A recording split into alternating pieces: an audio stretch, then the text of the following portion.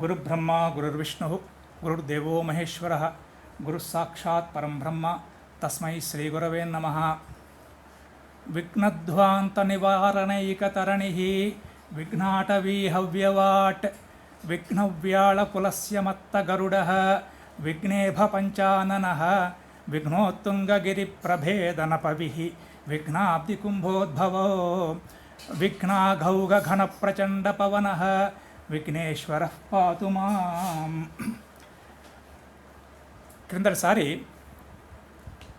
మనం చూసుకున్నాము, రాజులకి ఒక సందేశం ఇస్తారు భర్తృహరి గారు. ఏమని? అయ్యా, మీ సామాన్య ధనము పండితుల విద్యాధనము ముందు ఏమాత్రం కూడా నిలవలేదు. మీ భోగభాగ్యాలు, మీ ధనధాన్యాలు వారిని ఆకట్టుకోలేవు. న భవతి బిసతంతుర్వారణం వారణానాం. ఈ విధంగా అయితే లేత తామడి తూళ్ళు మదగజాన్ని కట్టి ఆపలేవో, ఆ విధంగా మీ యొక్క ఈ ధనధాన్యాదులు కానీ, మీ యొక్క ఈ వైభవం కానీ వారిని ఏ విధంగానూ ఆకట్టుకోలేదు. వారి విద్యాధనం ముందు మీ ధనం ఏమాత్రం పనికిరాదయ్యా అని చెప్తే ఒక మాట చెప్తారు ఆయన. అయ్యా, సాక్షాత్ బ్రహ్మదేవుడు కూడా వారి నేర్పుని తీసివేయజాలడు అని చెప్పేసి ఒక చక్కటి దృష్టాంతంతో వారు ఆ మాటని ముందుకు తీసుకొస్తున్నారు. అంభోజిని వన విహార విలాసమేవ హంసస్య హంతి నితరాం కుపితో విధాత నత్వస్య దుగ్ధ జలభేద విధౌ ప్రసిద్ధాం నత్వస్య దుగ్ధ జలభేద విధౌ ప్రసిద్ధాం వైదగ్ధ్య కీర్తిమపహర్తుమసౌ సమర్థః. అంభోజిని వనవిహార విలాసం ఏవ హంసస్య హంతి నితరాం కుపితః విధాత నతు అస్య దుగ్ధ జల భేద విధౌ ప్రసిద్ధాం వైదగ్ధ్య కీర్తిం అపహర్తుం అసౌ సమర్థః. సాక్షాత్ బ్రహ్మదేవుడు కూడా నేర్పుని తీసేయజాలడు. అక్కడ ఏ విధంగానయ్యా అని చెప్పంటే చక్కటి ఉదాహరణ చెప్పుకుంటూ వస్తున్నారు. ఇది వసంత తిలక వృత్తంలో రాయబడేటువంటి శ్లోకము. మనం చాలాసార్లు దీని లక్షణాలు చూసుకున్నాము. ఉక్తా వసంత తిలక తభజ జగౌగహ, తగణం భగణం జగనం, మరొకసారి జగనం, ఒక గురువు మరొక గురువు. మనకి చాలా ప్రఖ్యాతిగాంచినటువంటి శ్లోకం శ్రీరాఘవం దశరథాత్మజమప్రమేయం సీతాపతిం రఘుకులాన్వయ రత్నదీపం. ఇది కూడా ఈ వసంత తిలక వృత్తం అందే రచింపబడ్డది. మరి ఎందుకు కారణం తెలియదు కానీ ఒకసారి బ్రహ్మగారికి తన వాహనమైనటువంటి హంస యందు కోపం వచ్చిందట. ఎందుకు వచ్చిందో మనకు తెలియదు. ఆ కోపంతో ఏం చేశాడు ఆయన? పద్మినీ వనమందు తామరలతోటి నిండి ఉన్నటువంటి సరస్సుని ఆయన ఎండగొట్టి అందుట్లో వనవిహారం, ఆ జలంలో విహరించేటువంటి అవకాశాన్ని మాత్రం అతను పోగొట్టగలిగాడు. బ్రహ్మగారు కోపం వచ్చి ఏం చేశాడు? ఆయన ఆ సరస్సులో నీళ్లు లేకపోయేసరికల్లా ఆ పద్మాల సరస్సులో హంస యొక్క విహారానికి గతికి కొంచెం ఇబ్బంది కలిగింది. కానీ ఆయన ఏం చేయలేకపోయాట? నతు అస్య దుగ్ధ జలభేద విధౌ ప్రసిద్ధాం వైదగ్ధ్య కీర్తిం అపహర్తుం అసౌ సమర్థః. నా సమర్థః. ఇందుట్లో ఆయన సమర్థత చూపెట్టలేకపోయాడు. దుగ్ధ జలభేద, మనకి హంసలకి ఒక గొప్ప లక్షణం ఉంటుందని చెప్పేసి మనం అనుకుంటాం. నీటి నుండి పాలను వేరు చేయగల సమర్థత. ఆ సమర్థత మటుకు ఆయన పోగొట్టలేకపోయాడు. ఎవరు? సాక్షాత్ బ్రహ్మదేవుడు అని చెప్పేసి ఇక్కడ మనకి భర్తృహరి గారు చక్కటి దృష్టాంతంతో చెప్పుకుంటూ వస్తారు. ఇక్కడ అయ్యా, మరి చెప్పవలసింది విద్వజ్జన విషయం కదా, మరి హంస అంటాడు, మరి బ్రహ్మదేవుడు అంటాడు, ఏమిటండి ఇది అని చెప్పంటే, ఈ విధంగా అప్రస్తుత ప్రశంస చేసి ప్రస్తుత విషయాన్ని తెలియజేయటాన్ని అప్రస్తుత ప్రశంసాలంకారము అని చెప్పంటారు. ఇక్కడ చక్కటి అలంకారం ద్వారా మనకి చెప్పదలుచుకున్న విషయాన్ని చెప్పుకుంటూ వచ్చారనమాట. ఏమిట? అప్రస్తుత ప్రశంసా స్యాత్ సా యత్ర ప్రస్తుతాశ్రయ. ప్రస్తుతము తోచునట్లుగా అప్రస్తుతము చెప్పినచో అది అప్రస్తుత ప్రశంసాలంకారం అని చెప్పేసి మనకి పండితులు చెప్తుంటారు. ఇక్కడ ప్రస్తుత విషయం ఏమిటి? రాజా విద్వజ్జన వృత్తాంతం. అప్రస్తుతం ఏమిటి? బ్రహ్మ హంస వృత్తాంతం. కాబట్టి బ్రహ్మ హంస వృత్తాంతమైనటువంటి అప్రస్తుత విషయాన్ని మనకి చెప్పి ప్రస్తుత విషయాన్ని స్ఫురింపజేస్తున్నారు. అంటే ఏమిటయ్యా, ఓ రాజా, ఏ విధంగా అయితే బ్రహ్మదేవుడు కేవలం హంసని ఆ జలాల్లో లేకుండా చేయగలిగాడు, ఆ నీళ్ళని ఎండగట్టేసేసి, ఆ విధంగా మీరు కూడా ఏం చేయగలరు? మహా చేస్తే ఆ పండితులని మీ దేశంలో ఉండనీయకుండా బయటికి వెళ్ళగొట్టవచ్చు. కానీ ఏ విధంగా అయితే ఆ నీటి నుండి పాలని విడదీసేటువంటి ఆ వైదగ్ధ్యాన్ని బ్రహ్మదేవుడు కూడా తీసేయలేకపోయాడు, వారి యొక్క పాండిత్య బలాన్ని మీరు కూడా ఏమీ చేయలేరయ్యా అన్న భావాన్ని మనకి కవిగారు చెప్పకనే ఈ అప్రస్తుత ప్రశంసాలంకారం ద్వారా చక్కగా చెప్పుకుంటూ వచ్చారు. ఇక్కడ వైదగ్ధ్యం అనే పదం అర్థం ఏంటంటే చేయదగిన వస్తువుల యందు నేర్పరితనం. అంటే ఒక పని చేయటంలో నేర్పరితనం ఉంటుంది సార్ అని దాన్ని వైదగ్ధ్యం అంటారు అనమాట. సో విదగ్ధత, వైదగ్ధ్యం పరికీర్తతే. కృత్య వస్తుషు చాతుర్యం వైదగ్ధ్యం పరికీర్త్యతే. చేయవలసిన పనులందు ఆ నైపుణ్యాన్ని వైదగ్ధ్యం అంటారని చెప్పేసి. ఇక్కడ మనకి హంస అన్న పదం చాలా చక్కటి పదం అండి. మంచి ఉదాహరణ తీసుకున్నారు. హంసకి అనేక అర్థాలు ఉన్నాయి. మనకి కోశంలో చూసుకుంటే భానుర్హంస సహస్రాంశుర్ అంశుమాలి త్రయీతనుహు అని చెప్పి సూర్యుడికి గల 37 పేర్లలో హంస అన్న పదాన్ని మనకి కానవస్తుంది. అక్కడ ఇచ్చినటువంటి అర్థం ఏమిటి? హంతి తమహ ఇతి హంస. చీకటిని పోగొడతాడు కాబట్టి ఆయన హంస అని చెప్పి సూర్యుడికి పేరు. హన హింసాగత్యో, ఇది మనకి ఆ ధాతువు యొక్క లక్షణం చెప్తుంది.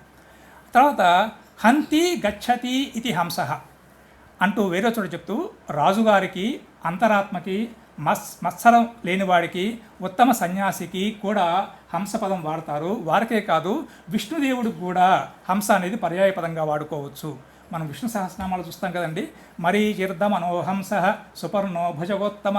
కాబట్టి విష్ణుదేవుడికి ఉన్న పదాల్లో కూడా హంస అన్న పదం మనకి కనవస్తుంది. ఈ హంస పదానికి శంకరుల వారు సహస్రనామ భాష్యం రాస్తూ చక్కటి మాట చెప్తాడు. అహం సహ ఇతి తాదాత్మ్య భావిన సంసార భయం హంతి ఇది హంస. ఎవరైతే సోహం, నేనే అతడిని అనే భావన కలిగి ఉంటారో వారికి సంసార భయం లేకుండా చేస్తాడు. కాబట్టి భగవంతుడికి హంస అని పేరు అని చెప్పేసి చెప్పుకొస్తారు శంకరుల వారు. హంతి గచ్చతి సర్వ శరీరేషు ఇతివా హంస. అందరి శరీరాల్లో కూడా చరిస్తుంటాడు కాబట్టి విష్ణుమూర్తికి హంస అనే పేరు సార్థకం అవుతుంది అని చెప్పేసి హంసకి చాలా చక్కటి అర్థాలు కనపడతాయి. ఈ చక్కటి శ్లోకానికి మన ఏనుగు లక్ష్మణ కవి గారి యొక్క అనువాదం కూడా అంతే అందంగా ఉంటుంది. వనజ భవుండు కోపమున వాహనమైన మరాళ భర్తకున్ వనజవని విహార కలనంబు దొలంగగ చేయుగా అని. గుంభనమున దుగ్ధ జీవన విభాగ విధాన నిరూఢ నైపుణి జనిత మహో యశో విభవసారము హంసకుమాన్పజాలునే. గుంభనమున దుగ్ధ జీవన విభాగ విధాన నిరూఢ నైపుణి జనిత మహాయశో విభవసారము హంసకు మాన్పజాలునే. అటువంటి ఆ నైపుణ్యాన్ని పాల నుండి నీటి నుండి పాలను ఏర్పాటు చేయగలటువంటి ఆ నైపుణ్యాన్ని ఆ సాక్షాత్ బ్రహ్మదేవుడు కూడా చేయలేడు. ఇక్కడ బ్రహ్మదేవుడికి విధాత అన్న పదం వాడటం చాలా ఔచిత్యాన్ని సూచిస్తుంది.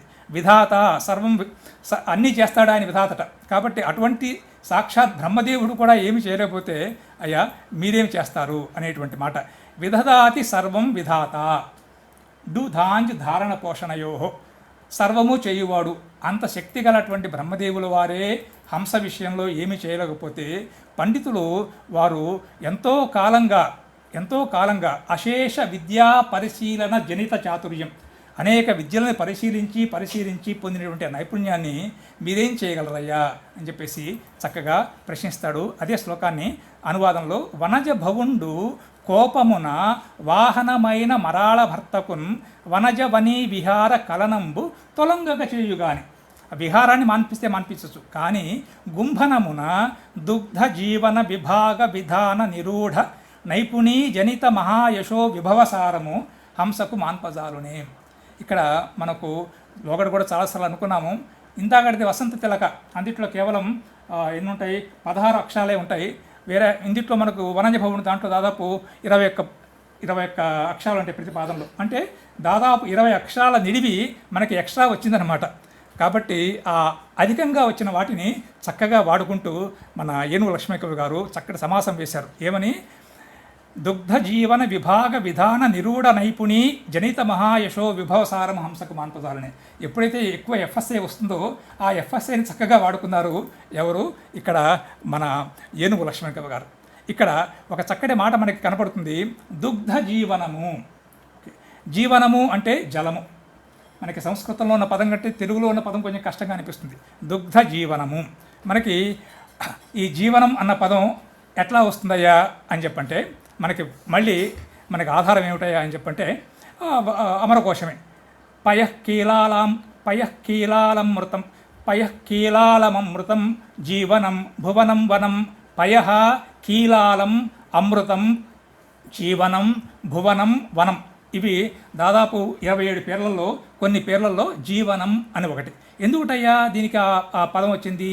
జీవంతి అనేనా ఇది జీవనం. నీరే ప్రాణాధారము. ఈ నీటి వల్లే మనం జీవిస్తున్నాం కాబట్టి దీనికి జీవనము అని పేరు వచ్చిందని చెప్పేసి, కాబట్టి ఈ విధంగా మనకి జీవనము అంటే నీరు అని తెలుసుకునే అవకాశం కలిగించారు ఎవరు, ఏనుగు లక్ష్మణ కవి గారు. జీవనం అంటే ఇంకో అర్థం కూడా ఉంది మనకి, జీవనోపాయ. ఆజీవో జీవిక వార్త వృత్తిర్వర్తన జీవనే అని చెప్పి కూడా మనకి అర్థం ఉంది. కానీ ఇక్కడ సందర్భంలో మనం తీసుకోవాల్సింది ఏమిటి, జీవనం అంటే నీరు, జలము. అంభోజిని అంటే మనకి ఈ తామరలు ఎక్కువగా ఉన్నటువంటి సరస్సు అని మనకి అర్థం వస్తుంది. మనం లోగడ కూడా ఒకసారి చూసుకున్నాము. ముఖ్యంగా ఆరుగురు చెప్తారు. ముఖ్యంగా ముగ్గురు ఈ భర్తృహరి గారి సుభాషితాలని తెనిగించారని చెప్పేసి.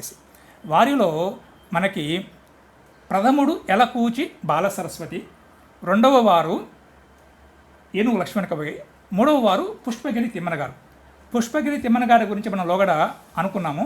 ఇప్పుడు ఎలకూచి బాలసరస్వతి గారి గురించి ఒక నిమిషం అనుకొని వారు రాసిన పద్యం స్మరించుకుందాం. భర్తృహరి సుభాషితాలను అనువాదం చేసిన తొలి తెలుగువాడు ఎలకూచి బాలసరస్వతి. ఈయన 16వ శతాబ్ది చివరిలో ఉన్నవాడు. ఈయన ఏం చేశారంటే మాధవరాయల తండ్రి మల్లనాయుడు అనే ఆయన పేరు మీదుగా మల్లభూపాలీయంగా అనువాదం చేశారు.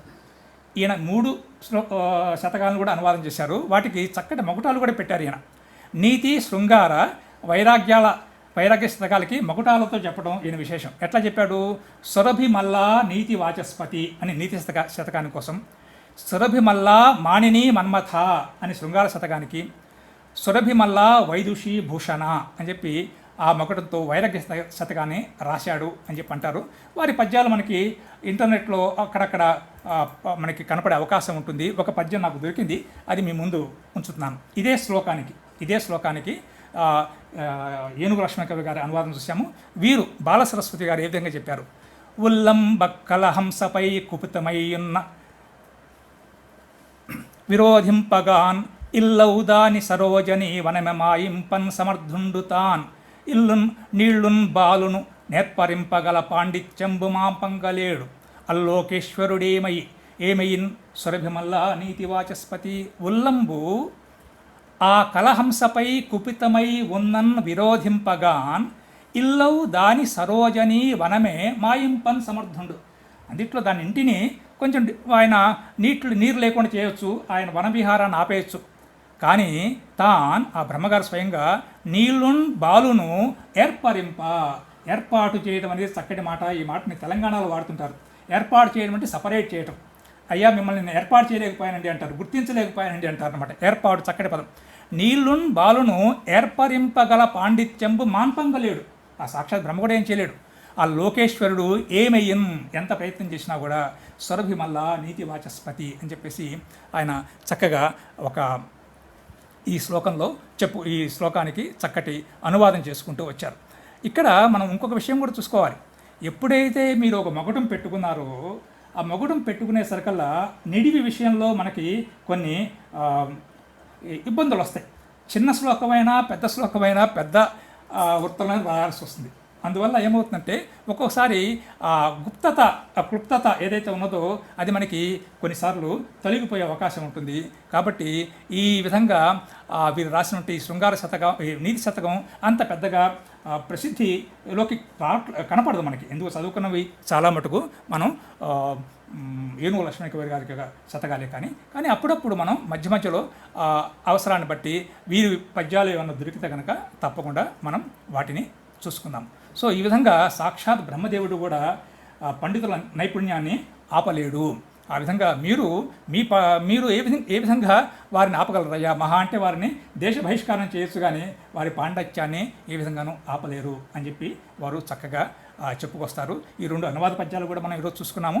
వచ్చే వారం మనకి ఈ పండితులకు ఏమిటయ్యా భూషణం, వారికి భూషణం ఏమిటి అన్నది విషయం చక్కటి శ్లోకంలో చెప్పుకొస్తారు. అది వచ్చే వారం చూసుకుందాము. స్వస్తి. నమో నమః.